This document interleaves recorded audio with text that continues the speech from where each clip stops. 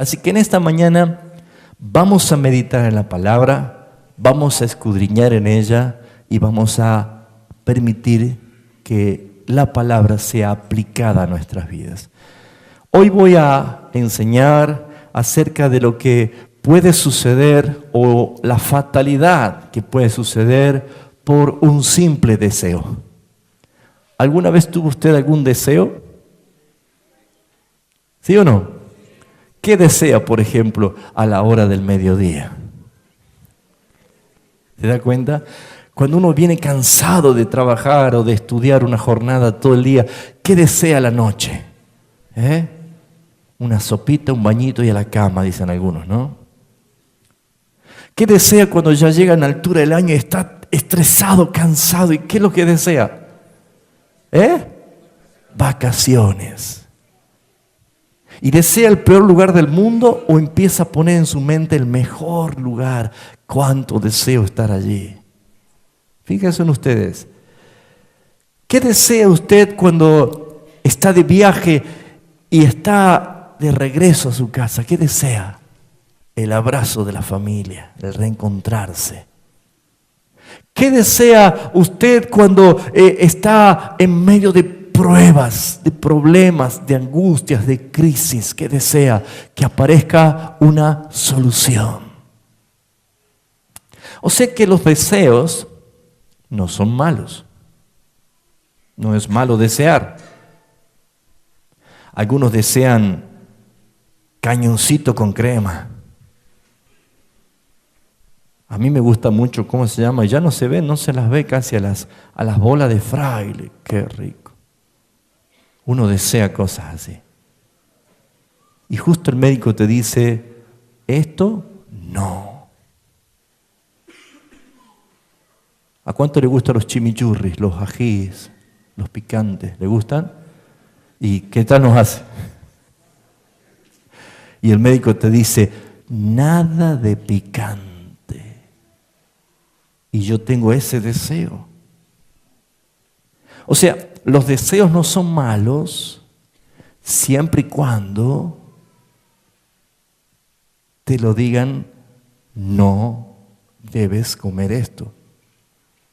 Siempre y cuando esos deseos se transformen en daño a tu vida, esos deseos pueden ser fatales, perjudiciales. ¿Qué pasa con un error fatal por causa de un deseo? Un deseo. Bueno, hermanos, los deseos forman parte del hambre, del apetito, de la necesidad de satisfacer el alma de la persona. ¿Sí? ¿Por qué?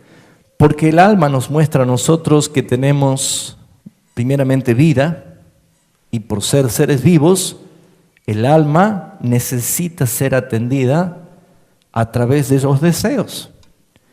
Pero nunca un deseo se manifiesta si no está en el ambiente del deseo o en la ocasión del deseo. Cuando uno anda caminando por la calle al mediodía y ya tiene hambre y pasa caminando por una obra de construcción, ¿qué es lo que siente de allí? ¿Olor a mezcla porla? Los muchachos comen asado, ¿no? Y uno siente el olor, recibe una información exterior y acá comienza la gran tribulación. Empezamos a tener hambre, necesitamos comer algo y queremos asado. ¿Sí o no? ¿Pero por qué yo quiero comer asado? Porque una señal exterior que tomó uno de mis sentidos, el olfato, capturó mi intención, generó el deseo y ya estoy desesperado por comer un asado. Y llego a casa y me como un panchito.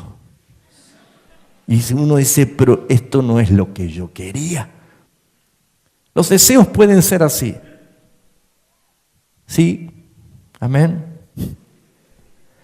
Pero los deseos se generan cuando uno extraña algo, siente algo, gustó algo, probó algo o es incitado por algo a quererlo.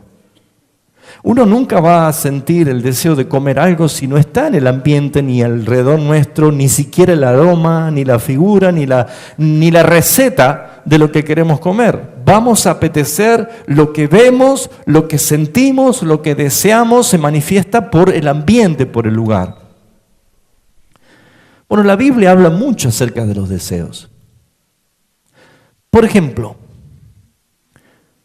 un joven cazador volvía de su casa muy cansado y su hermano se había quedado en su casa a cocinar un guiso de lenteja. ¿A cuánto le gusta el guiso de lenteja?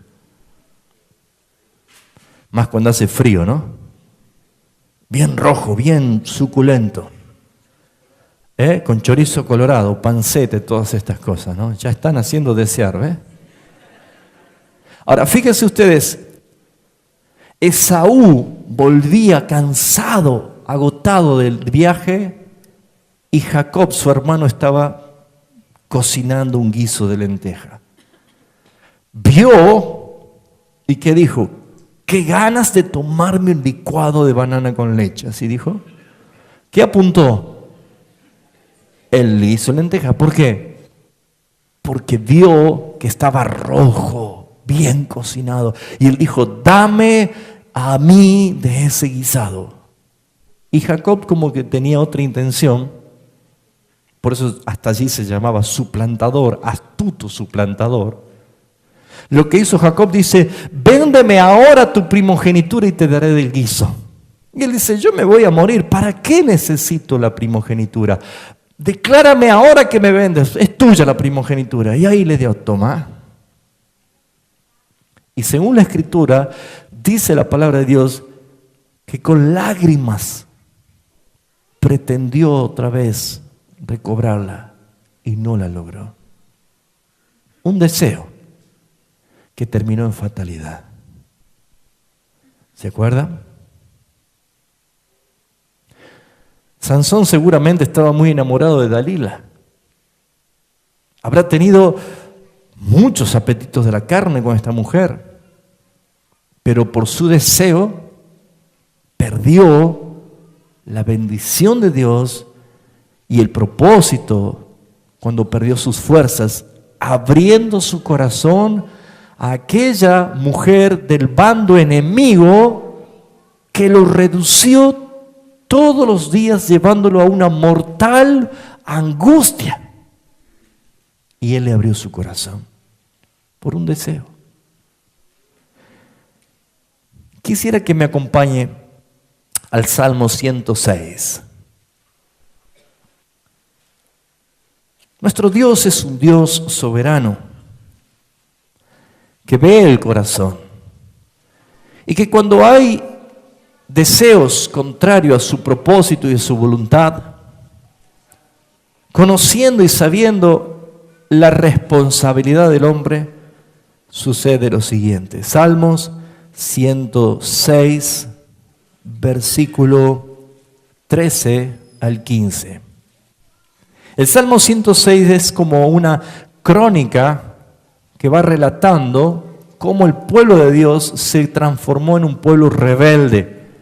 A pesar de todo lo que Dios había hecho, con mano poderosa los sacó de la esclavitud de Egipto, con señales, con manifestaciones extraordinarias del poder de Dios, los sustentó, los guió, les abrió el mar en dos, los protegió de Faraón. Cuántas cosas había hecho Dios. Pero dice el versículo 13, bien pronto se olvidaron sus obras, no esperaron su consejo. ¿Qué hicieron en el desierto? Se entregaron a un deseo como desordenado en el desierto. Aquí aparece deseo desordenado. Y vamos a aprender qué son los deseos desordenados y qué consecuencias traen, porque no está mal tener deseo. Es más, el folclore popular hace que cuando usted está por soplar su velita, te dicen algunos, ¿no? Pedí 3 deseos. Sería, por lo menos si yo cumplo 44 en enero, que me den que tenga 44 deseos, ¿no? ¿Qué hago con 3? Pero bueno, el folclore dice eso. Pero la gente tiene metido acá el deseo esto, el deseo aquello. El deseo es una expresión o un llamado del alma diciendo quiero que me satisfagas. Por eso es que lamentablemente en esta iglesia moderna que se ve en todo el mundo, han hecho de Dios ese genio de la lámpara que le piden deseos. Y Dios no es el genio de la lámpara para estar frotándolo y pidiéndole deseos. A ver, hermanos, ¿qué desea usted que el Señor haga en su vida? ¿Deseo yo? ¿Por qué no le decimos, a ver, hermano, ¿por qué no le pedimos a Dios que Él cumpla su deseo en usted? Y probablemente lo que Dios determinó no sea lo que justamente a mí me gusta. Pero sabemos que todo lo que proviene de Dios, conforme a su voluntad, es bueno, es agradable y es perfecto. Quizás al presente no es algo que nosotros lo entendamos o nos sintamos cómodos, pero lo que sí sabemos es que el fruto es glorioso.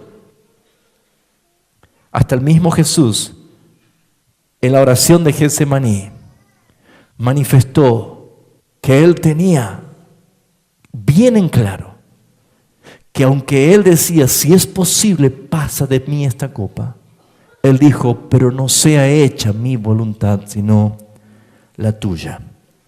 En el versículo 14 dice, se entregaron a un deseo desordenado en el desierto. ¿Y qué hicieron con causa de este deseo desordenado? Tentaron a Dios en la soledad. ¿Y qué hizo Dios? Él le dio lo que pidieron. ¿Cuántos dicen amén? Yo sé por qué usted no dice amén. Le pidieron algo a Dios, porque tenían un deseo pero desordenado. Lo tentaron a Dios, provocaron a Dios. Quisieron empujar a Dios de su voluntad soberana para que se cumpla mi deseo. Y dice la Escritura, le concedió Dios lo que pidieron. Pero, dice el versículo 15, mas envió mortandad sobre ellos.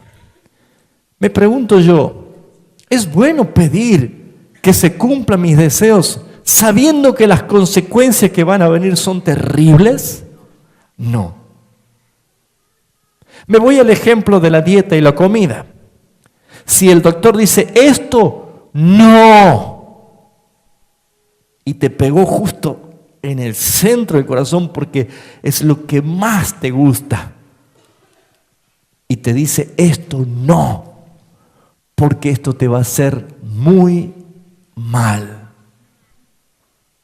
Y te sientan a la mesa y te ponen justamente ese plato y vos lo único que tenés que decir es, no, gracias, no puedo comer, esto no.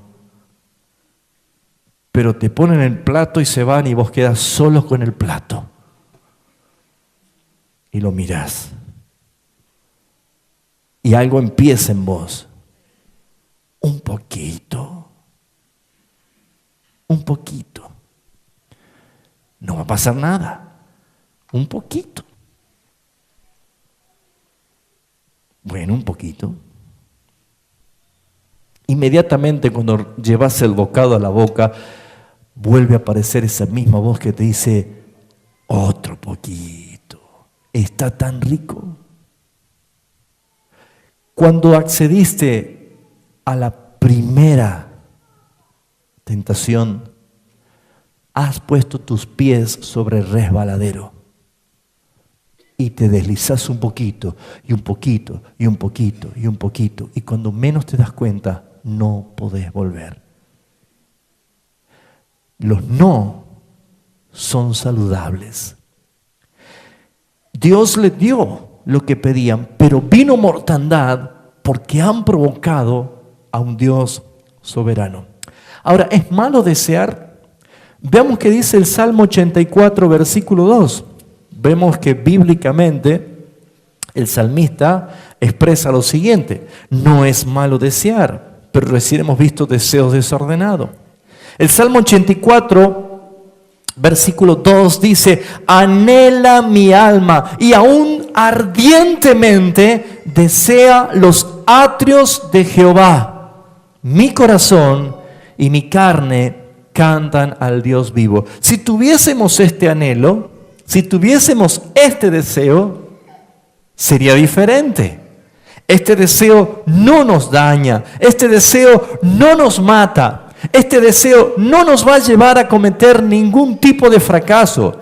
Este deseo está impregnado de voluntad de Dios, porque ¿qué es lo que quiere Dios? Que tú tengas una perfecta relación con Él. O sea que si decimos, ¿hay deseos desordenados? Sí. ¿Hay deseos que son correctos? Sí, porque dijimos que el deseo es el apetito del alma que busca satisfacerse. Ahora bien, ¿cuándo mi alma tiene sed del Dios vivo?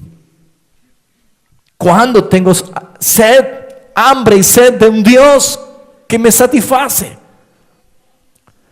Pero también podríamos preguntarnos, ¿cuándo es que mi alma desea las cosas de este mundo?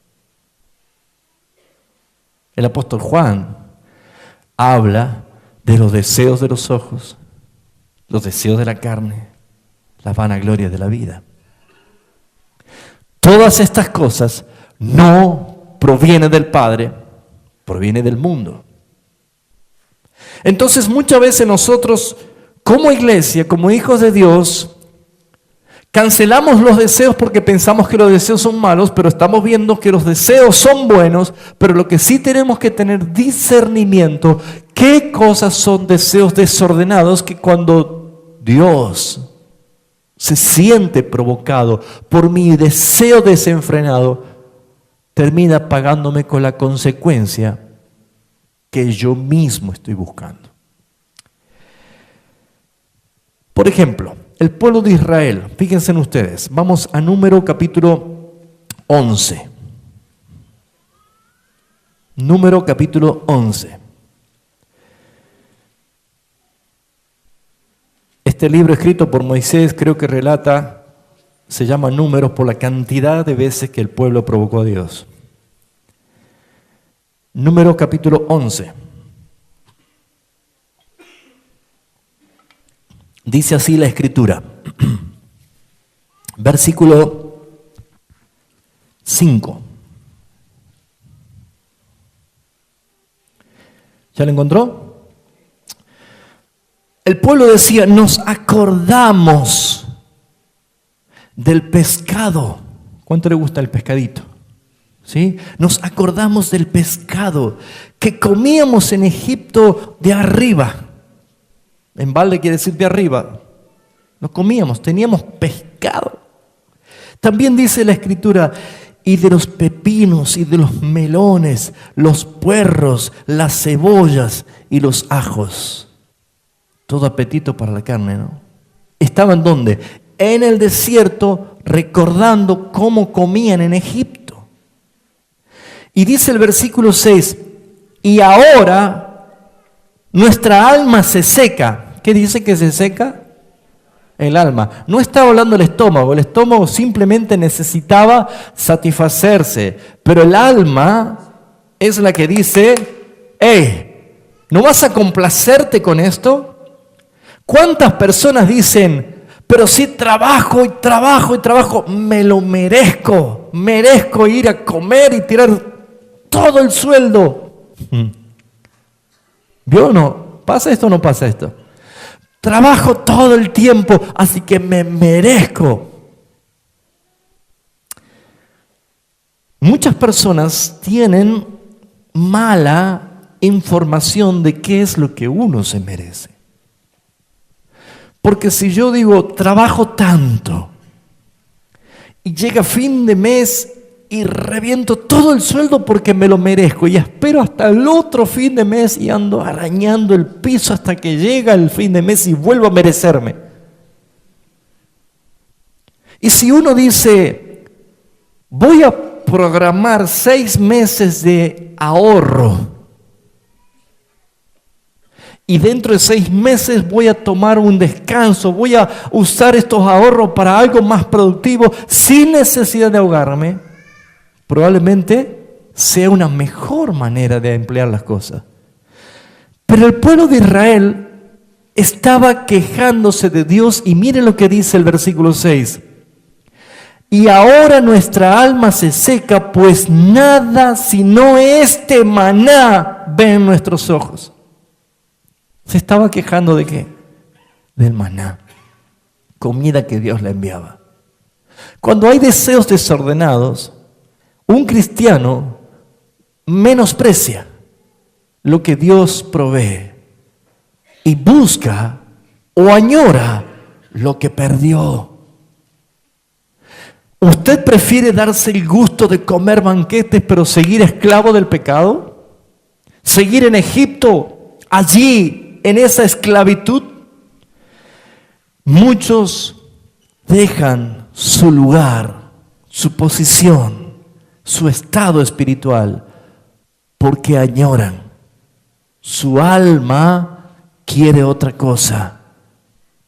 La pregunta es, si tu alma no ama a Cristo, si tu alma no anhela a Cristo, si no brama como el ciervo por las corrientes de las aguas, como dice David, así clama por ti, oh Dios, el alma mía. Me pregunto yo, ¿realmente es de Cristo?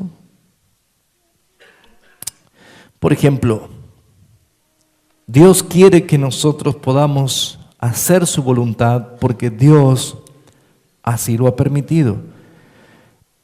Jesús mostró lo siguiente, fíjese en Juan capítulo 4, mostró una conducta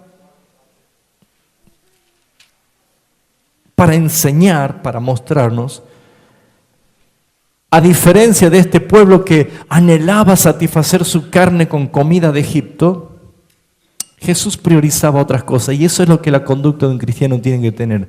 Juan capítulo 4. ¿Se acuerdan del diálogo de la mujer samaritana? Los discípulos se habían ido a comprar comida y Jesús se había quedado sentado allí en el pozo de Jacob. Y aconteció todo el diálogo que tuvo con la mujer samaritana.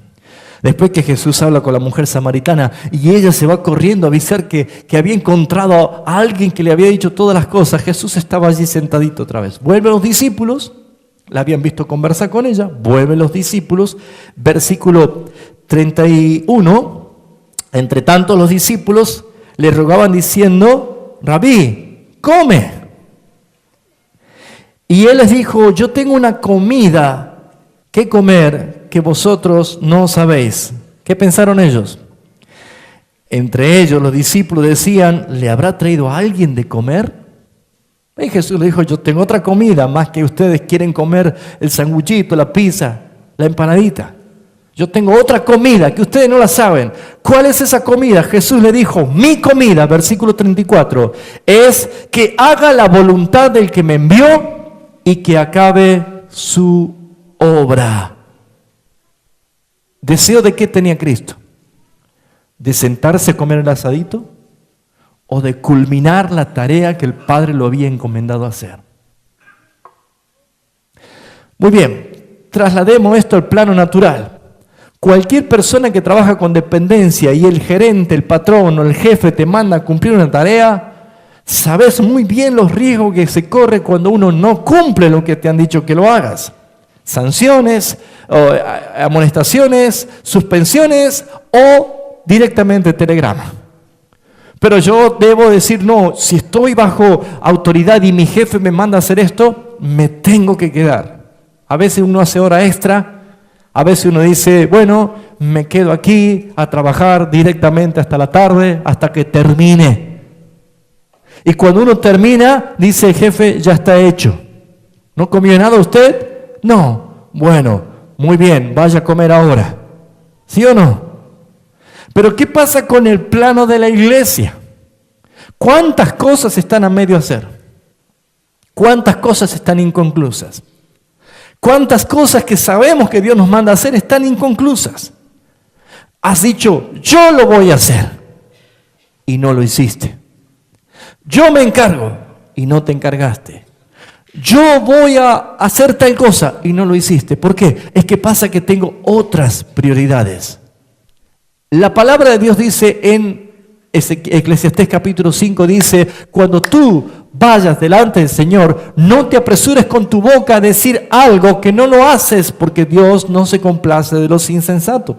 Mejor no prometas que prometer y no cumplirlo. La Escritura nos está enseñando una conducta. ¿Por qué? Porque hasta que yo no sepa qué calidad de obediencia en cuanto a la tarea que Dios me ha dado lo voy a hacer, no te comprometas.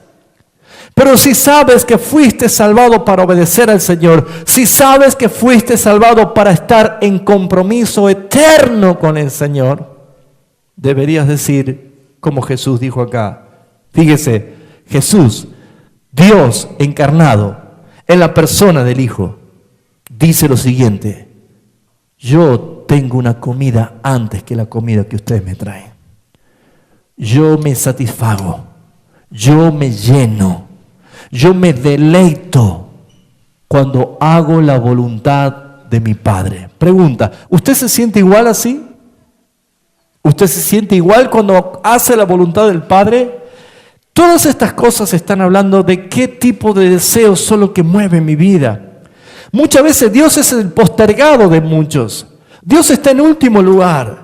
Y cuando estamos nosotros en problemas nos acordamos, cierto, tengo un Dios que me puede ayudar. Y vamos y le entramos a frotar en la lámpara para que me cumpla el deseo.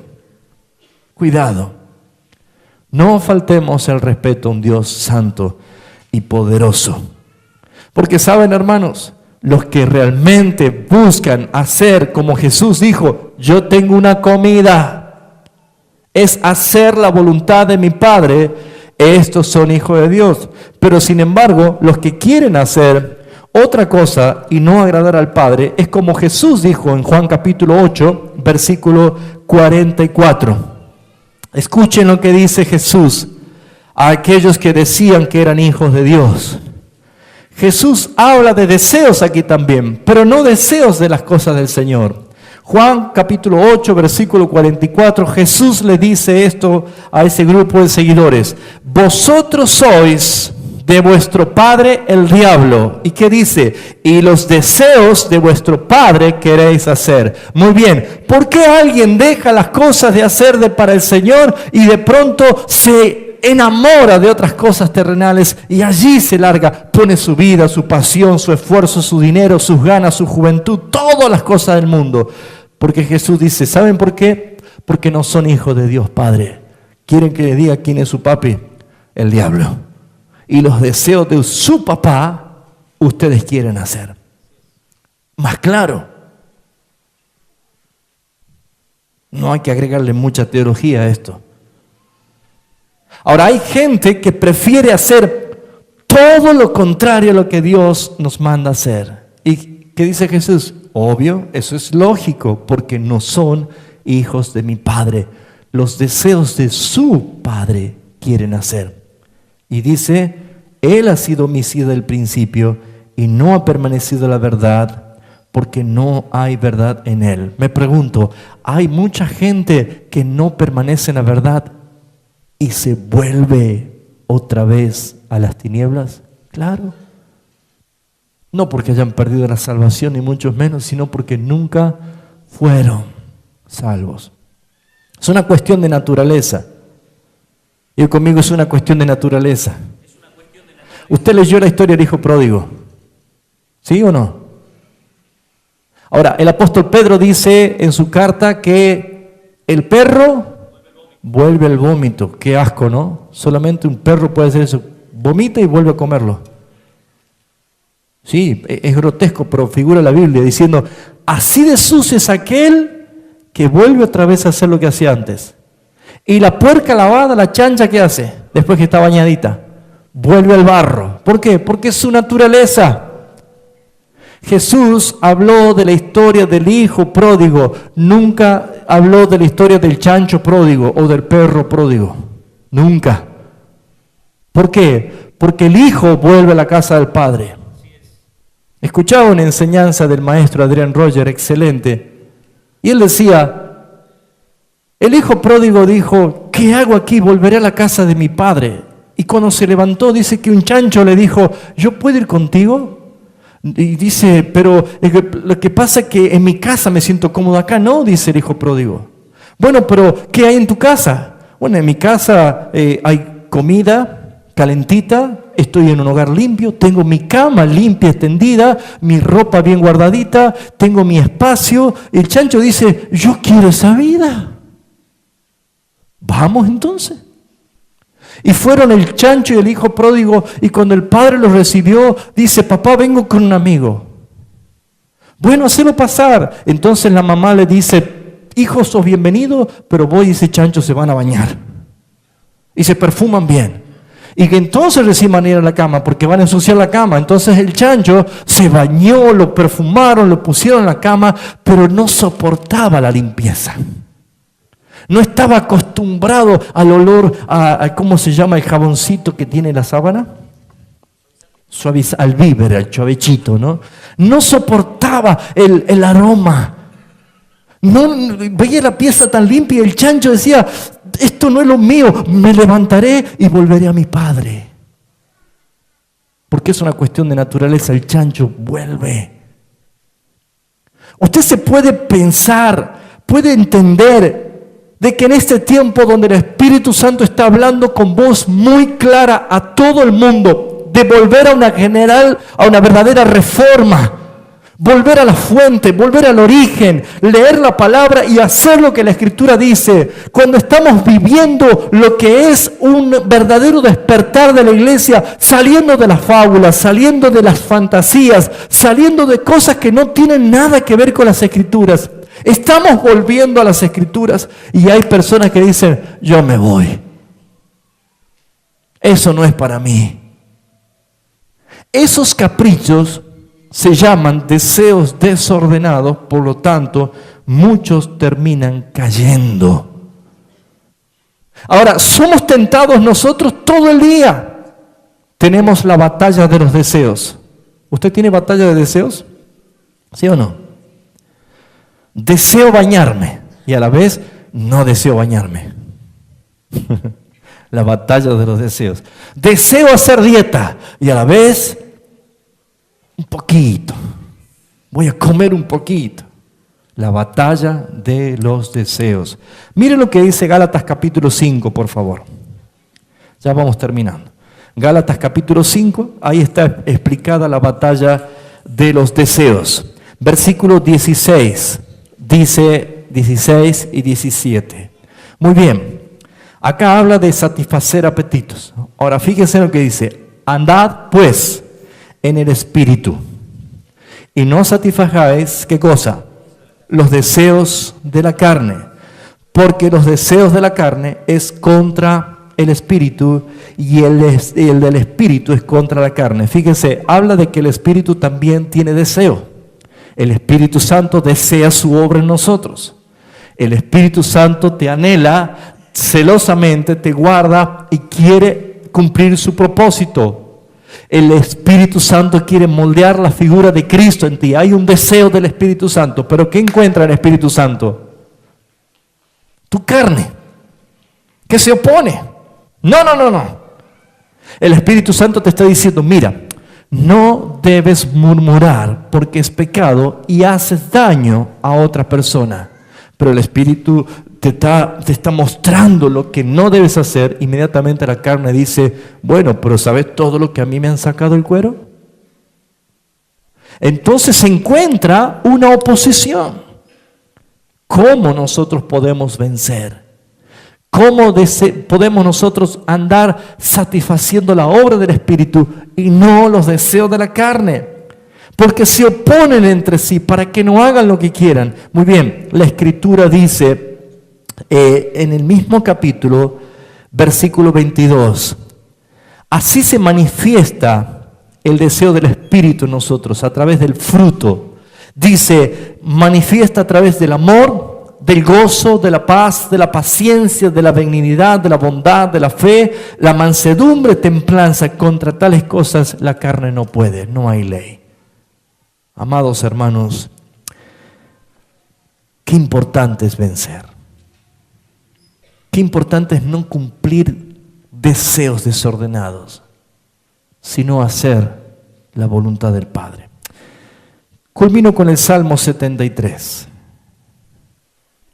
Y es lo que quiero que meditemos para participar de la mesa. Salmo 73. Salmo 73. ¿Usted sabe quién era el que escribe este salmo? El salmista Asaf. Les recomiendo que lo lea después, ¿no? Todo el salmo completo. Porque era un salmista que casi se desliza su paso. Porque quitó por un momento los ojos del Señor y empezó a ver cómo los impíos, los pecadores, prosperaban, disfrutaban de la vida, se deleitaban, de sonreía la vida. Y él decía, yo, Señor, que he guardado mi vida en santidad, que he puesto mi vida al servicio, yo, Señor, que hice esto y aquello, así estoy, hasta que él se dio cuenta que era muy torpe, que no había entendido. Dice el versículo 25, fíjense, ¿a quién tengo yo en los cielos sino a ti? Y fuera de ti, nada deseo en la tierra. Mi carne y mi corazón desfallece, mas la roca de mi salvación y mi porción es Dios para siempre. Esa es nuestra palabra, esa es nuestra conducta. Y esto es lo que tenemos que llegar a concluir pensando, ¿qué tengo yo, Señor, fuera de ti? Nada deseo en la tierra, solamente a ti. Lo que tenemos que entender es que si un hijo de Dios no se siente satisfecho por Cristo, la pregunta es, ¿realmente es un hijo de Dios? Si Cristo te satisface, no necesitas otras cosas. Todo lo que hay en este mundo es para el servicio, no para que usted sirva las cosas de este mundo. El dinero es para que te sirva a ti, no para que vos sirvas al dinero. Los bienes son para que te sirvan a ti, no para que vos sirvas a los bienes. No puedes ser esclavo de quien uno se somete. Nosotros tenemos que ser siervos de Jesucristo. Por eso cantábamos que cuando estemos en la gloria, ante millones y millones de redimidos, podremos cantar solamente a Él. Tú eres digno de recibir la gloria y la honra. Ese corazón agradecido, ese corazón dispuesto a decir, Señor, nada de lo que yo tengo es más importante que tú en mí. ¿Cuántas personas atesoran riquezas? Y Jesús dijo en su parábola, necio, todo lo que has guardado, todo lo que has atesorado, ¿de quién será si esta noche vienen a pedir tu alma? Si te mueres hoy, ¿qué es lo que vas a lograr?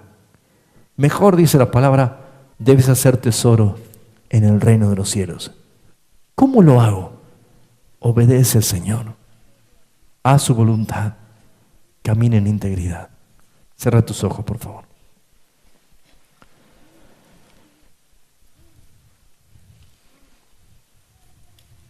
Fuera de ti, Señor, nada deseo en la tierra. Señor, en esta mañana reconocemos que muchas veces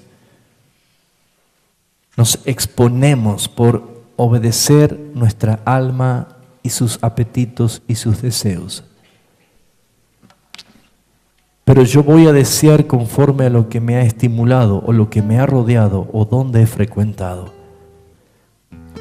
Por eso entiendo, Señor, que es tan importante estar en armonía, congregado con santos, porque llenos de tu presencia, voy a desear siempre tu presencia. Pero cuando estoy lleno de cosas y placeres del mundo, lo único que mi alma va a desear son cosas del mundo. Y ahí está la batalla. Ayúdame, Señor. Ayúdame, Padre. Ayúdame a cumplir tu voluntad, a hacer lo que tú quieres que haga, Señor. Es para mí, Señor, como tu Hijo, un deseo grande de habitar en tu presencia. yo me alegré con los que me decían: a la casa del Señor iremos, y estaremos y nos regocijaremos de tu presencia, Señor. Ayúdanos, Padre, por los méritos de Cristo Jesús nuestro Señor.